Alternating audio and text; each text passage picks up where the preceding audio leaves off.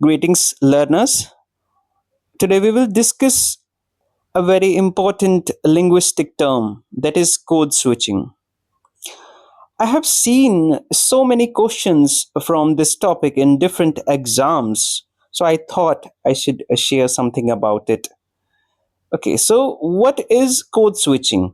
Basically, code switching is alternating between languages, dialects, accents, or behavioral styles to adapt to different socio-cultural norms.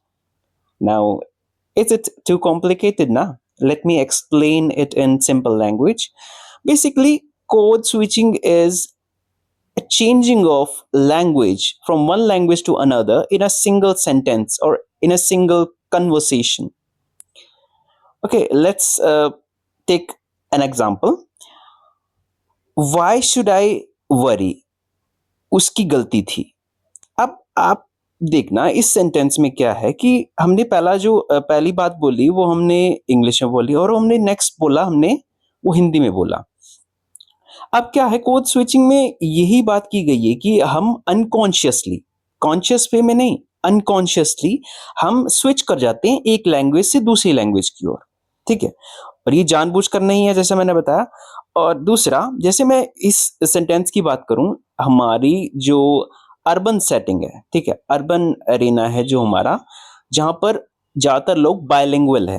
ठीक है, जैसे हमारे case में हमारी जो नेटिव लैंग्वेज है मेरी वो हिंदी है. ठीक है, but I speak in English language also because English is my, it's related to my discipline.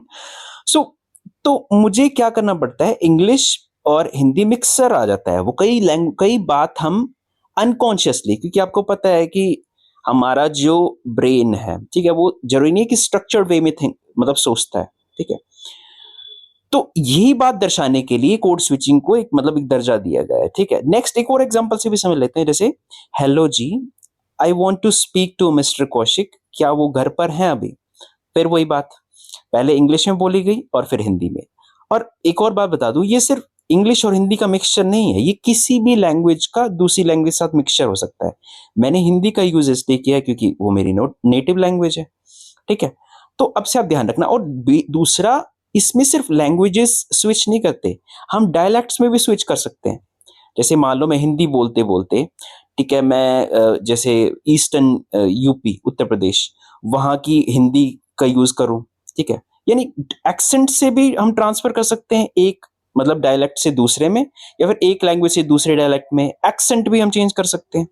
ठीक है, हम बेसिकली क्या किस लिए करते हैं अनकॉन्शियसली, कि हम लिसनर का पॉइंट ऑफ व्यू भी हम ये भी देखते हैं कि उसे भी समझ आए, और हम अपना जो स्टाइल है, अपना यूनिक स्टाइल है बताने का, हम उसे भी नहीं छोड़ना चाहते.